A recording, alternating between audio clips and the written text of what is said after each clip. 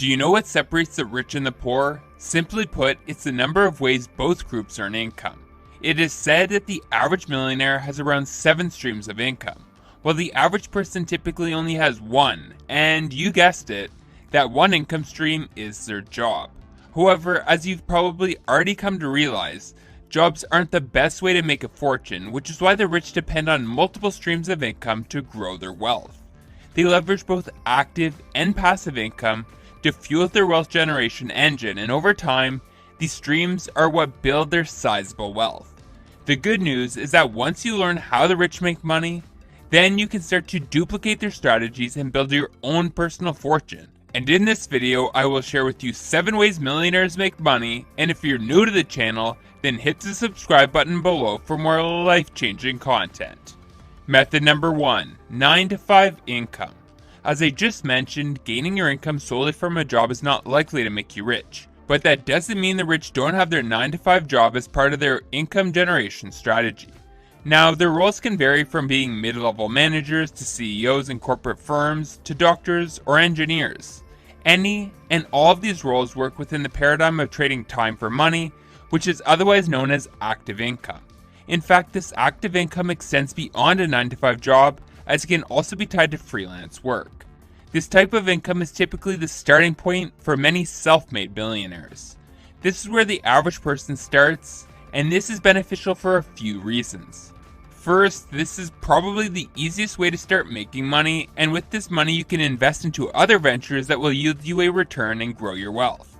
Also, working a 9 to 5 job will help you work on skills like your interpersonal and problem-solving skills, which will be handy if you decide to start your own business.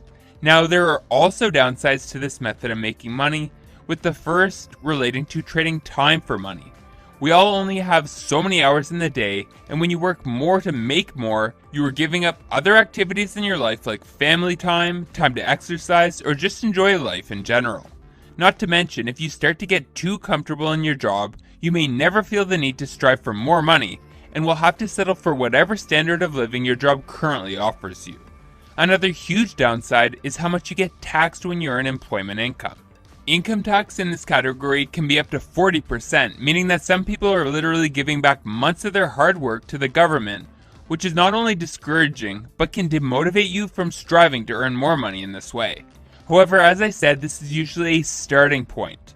So the main thing is that you use the money you do take home from this form of income in the most financially fruitful ways possible. Method number 2, profit income. The second way millionaires make money is through profit income. Profit income is quite simply the generation of income by selling something for more than it cost you to make it. A simple example of this is a car. If it takes $10,000 worth of parts to make a car, and you sell for $20,000, then the profit you are realizing is $10,000. Now, the reality is that not many people use this type of income to build their wealth because they see this form of income as being restricted to only large businesses. And quite frankly, big business did dominate the space for a long time. Building a business that you could use to generate profit income would take a large initial capital investment, from setting up a warehouse to sourcing products, hiring employees, and of course marketing. Luckily, however, with the expansion of e-commerce has come the potential to make a ton of profit income without all this unnecessary overhead. Now, this can be both active income or passive income depending on your business model. If you make things yourself and sell them, then it's more of an active income and a little bit more difficult to scale. But if you source a product that you sell through your online shop that is already pre-made, then the only effort you have to put in yourself is communicating with suppliers and ensuring your products are adequately marketed. This is generally how dropshipping and Amazon FBA shops work. However, if those options don't appeal to you, then you can take more of a manual approach like buying items in your local area and flipping them online, which is commonly referred to as retail arbitrage. Now, the rich generally opt for the former option of sourcing products and selling them rather than making the items themselves, because as I said earlier, our time is limited, and the more passive they can make their income streams, the better. Method number 3, interest income. Generally, when people think of interest, they think of the never-ending interest charges they are subjected to by their credit cards. While this form of interest can work against you, there are ways to make interest work for you by adding it as a supplementary income stream. The simplest way to earn interest income is by collecting a return on money you lend out. Now, I'm not talking about the $500 you lent your best friend. It means buying bonds and letting someone use your money while you collect a small return for granting them this cash flow. Some common types of bonds that people buy are government bonds and treasury bills, and while these financial assets don't always offer the highest returns, they are a great way to offset your riskier investments to ensure you have a balanced portfolio. You see, the rich often invest in high-risk stocks or private businesses, and to ensure they guarantee returns and not put too much of their money at risk, they often diversify into bonds. Bonds typically yield anywhere from 1 to 4%, which is enough of a return when you are using this asset as a hedging tool. Method number 4, dividend income. When a company realizes a profit, there are generally two ways they will use the surplus. Option number 1 is to reinvest the money back into the business to fund R&D, expand, or buy back stock. The second option, and the one that you want them to choose if you own their stocks, is for the company to pay a dividend. You see, companies pay stocks to shareholders as a reward for them having invested money into the business, and by having enough money invested in these dividend-paying companies, you can begin to build a supplementary income stream. Now, depending on what type of dividend you receive, you can also take advantage of tax breaks when earning this form of income. Unqualified dividends will have you paying tax in the same way you pay tax on your employment income, but qualified dividends are different. If you earn less than $39,375, you are exempt from tax on any qualified dividend income you earn. For the rich, this is an easy way to make extra money. By simply investing their free cash into stable, dividend-producing companies, they can collect their quarterly cash payouts with absolutely no effort required. Method number 5, rental income. It is probably no surprise to you that millionaires leverage the power of real estate to grow their wealth. However, when most people think about rental income, they think about renting out a home to a family or group of tenants. Sure, this is one way to go about it, but it certainly isn't the only way to make this form of income. Many rich individuals also rent out commercial properties to businesses that need a space to operate out of. This is typically office space for their day-to-day operations.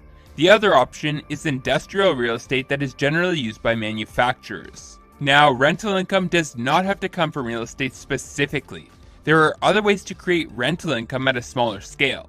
For example, many people rent equipment for various industries or their cars. When you think of rental income, just think lending out an item in exchange for cash. Again, this form of income tends to lean on the passive side.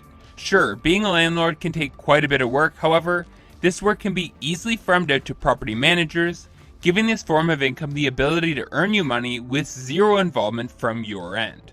Method number 6, residual and royalty income. Perhaps one of the less common ways of generating income, residual and royalty income, stem from past work. This form of income epitomizes what it means to earn passive income. This could mean receiving money for a TV show you used to be a part of, or from sales of previously published books. Essentially, this is income stemming from work you did at a moment in the past that will continue to make you money over time. In fact, the video you are watching right now is generating residual income. While this type of income doesn't generally make up a large portion of a millionaire's total income, there is no doubt that it can make you money, and it will be quite hands-off after the initial work is complete. It is a solid strategy to employ for those who want to minimize how active they are in their income generation game plan. Method number 7, capital gains. The final way millionaires make money is by buying and selling items for more than their acquisition price. Now, you may be wondering how this differs from profit income, so let me explain. Capital gains are the result of a transaction where a capital asset is sold for more than its initial price.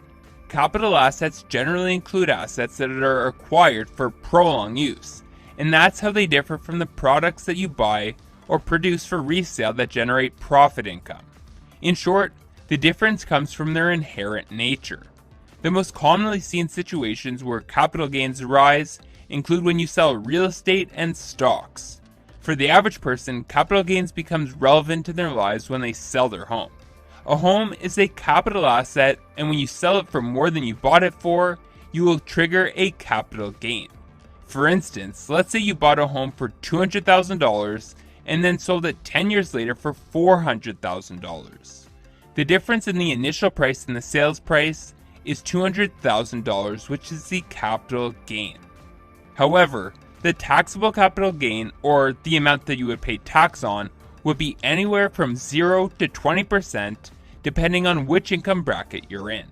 Not to mention, if you were selling your principal residence, you were exempt on your first $250,000 of capital gains, meaning that in this particular example, you could keep 100% of the profits from your sale.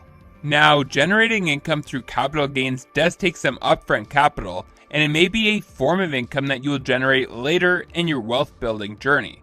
However, it is important to understand it as it relates to many of the other income generation methods I just went over, such as real estate and stocks.